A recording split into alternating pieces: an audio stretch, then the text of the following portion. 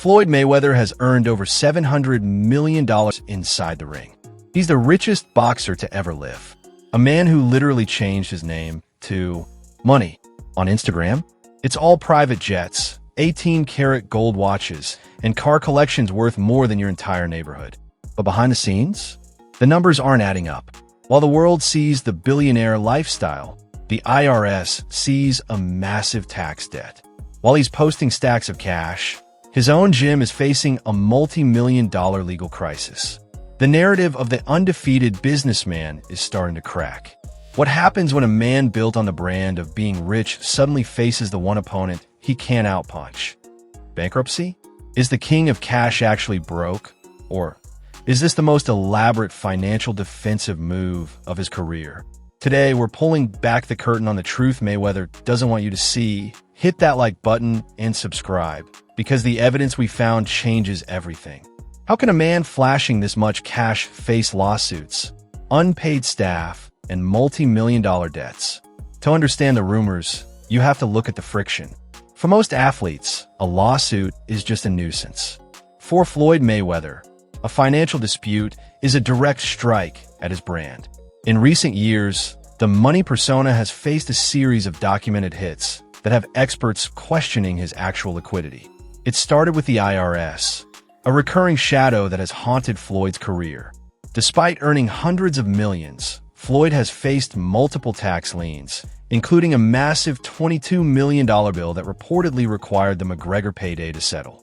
He even had to petition the tax court for a reprieve, arguing that despite his wealth, his assets were restricted and illiquid, a rare admission of financial vulnerability from a man who defines himself by his access to cash.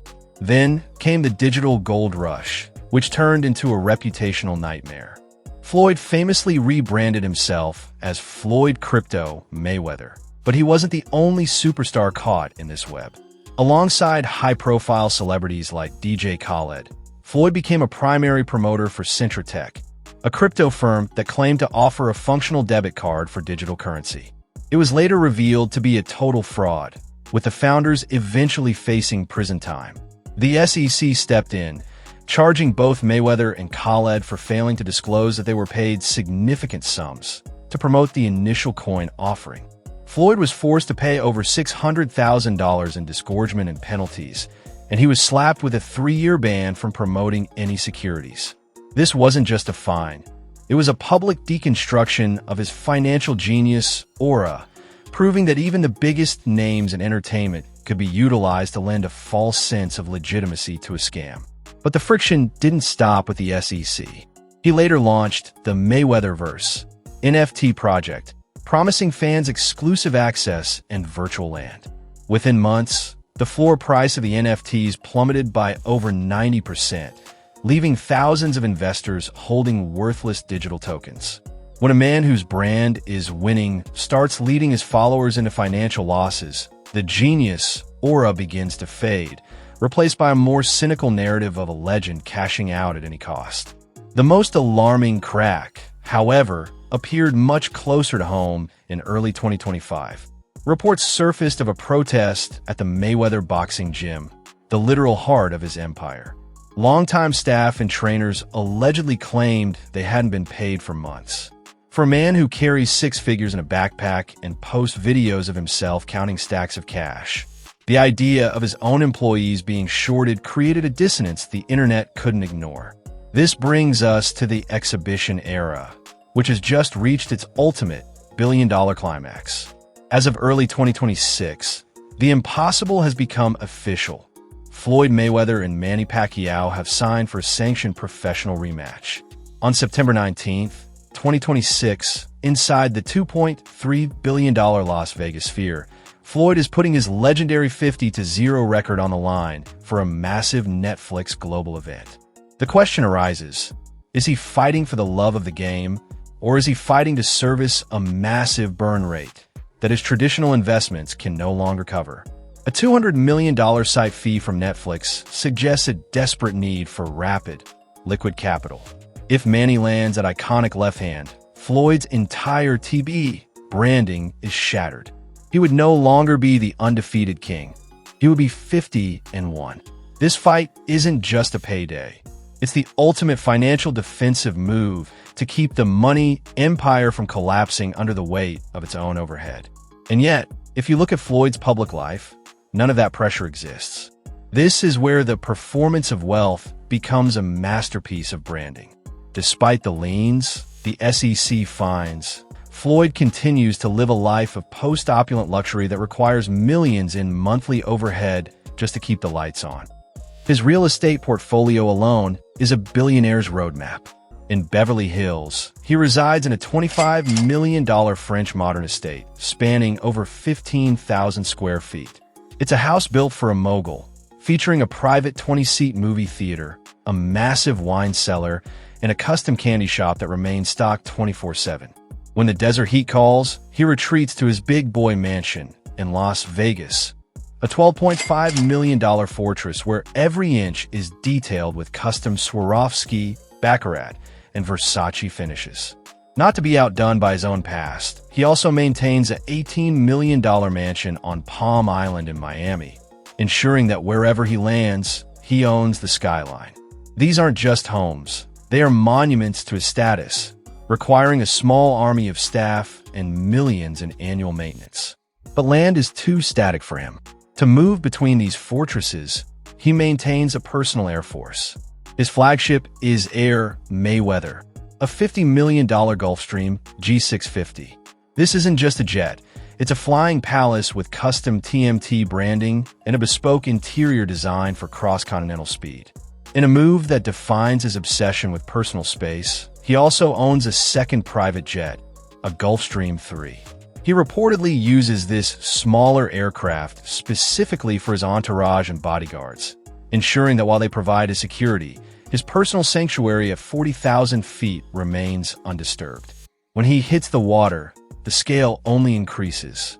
Floyd owns a fleet of 3 luxury yachts, including a custom 100-foot Sunseeker often spotted in the crystal waters of Miami and the Mediterranean. These are floating VIP lounges equipped with jet skis and private chefs, serving as mobile extensions of his nightlife kingdom. This includes his investment in Girl Collection, his upscale Las Vegas gentlemen's club. For Floyd, nightlife isn't just a hobby. It's a business where he is the primary attraction, turning his presence into a revenue stream. However, his investments extend beyond nightlife and residential fighting. He reportedly holds an extensive portfolio of commercial properties, including a network of gyms under the TMT brand, boutique hotels, and luxury retail spaces. These are high-yield assets that may not flash on Instagram, but are designed to generate the long-term cash flow required to sustain his lifestyle.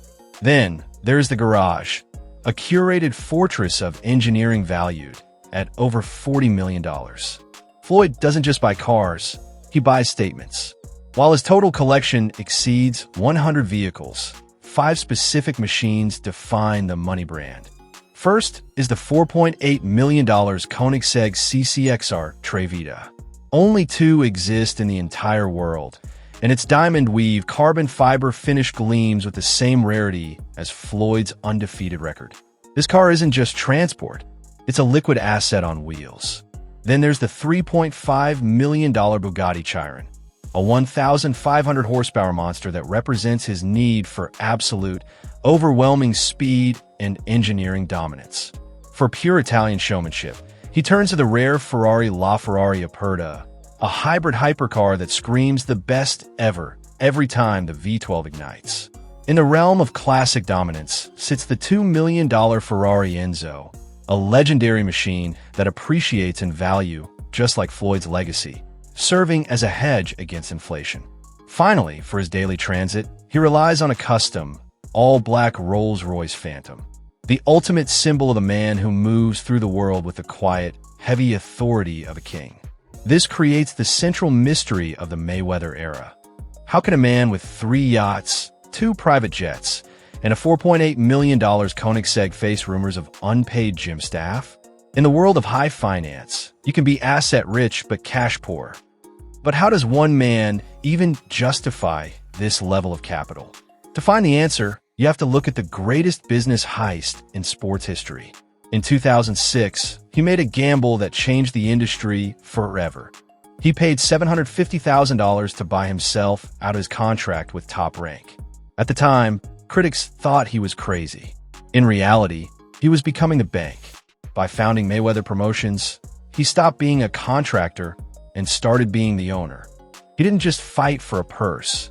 He owned the concessions, the ticket office, and the global broadcast rights. He fundamentally changed the power dynamic of the sport, moving from the exploited to the exploiter. He turned this sweet science into a mathematical slaughterhouse for cash. That strategy resulted in the $250 million payday for the Pacquiao fight of the century and a staggering $300 million for the McGregor crossover spectacle. He didn't just beat 20 world champions. He out-negotiated them, extracting every possible cent from the pay-per-view model. He captured 50 victories with a defensive style that ensured he took almost no damage, allowing him to extend his earning years into his late 40s. This isn't just sports success. It's a billion-dollar masterclass in asset protection and self-ownership. This legendary run is the only reason the Money brand still has the gravity to survive the current controversies, as his past successes provide a buffer for his current financial gambles. Floyd's life remains a tactical battlefield of high-profile beefs and feuds. His long-standing war of words with figures like 50 Cent and Dana White often center on one topic: his actual net worth. When 50 Cent famously challenged Floyd's literacy or claimed he was running out of cash, it wasn't just an insult. It was a direct strike at Floyd's commercial value. In the world of TME, reputation is currency. Beyond the headlines, his legal history adds a heavy reputational tax to the bottom line. From past domestic violence convictions to a string of defamation and contract lawsuits, Floyd has spent millions in legal fees over 3 decades. These aren't just legal hurdles. They're potential drains on the liquidity he so famously boasts about. Every courtroom appearance is a reminder that the money empire is built on a foundation of constant legal and financial warfare. Behind the lawsuits and the balance sheets lies a deeply complex human aspect. He has never been married, but his high-profile relationships have been a constant fixture in the headlines. His most notable long-term partner was the late Josie Harris, with whom he had 3 children. Their relationship was notoriously turbulent, marked by high-profile domestic violence incidents that left a lasting mark on Floyd's public image and personal life. These events aren't just tabloid fodder. They represent a darker side of the drive and aggression that made him a champion in the ring, but a lightning rod for controversy outside of it. He's also been linked to various other women throughout his career, often making news for his opulent lifestyle and public appearances with his ever-shifting inner circle. This personal friction often filters down to his children, who have lived their lives under the intense, often unforgiving glare of the Money brand. His eldest daughter, Iana Mayweather, has frequently been in the spotlight for legal issues and her high-profile relationship with rapper NBA YoungBoy, illustrating the challenges of growing up in the shadow of such a dominant patriarch. Mayweather's family dynamics are a paradox.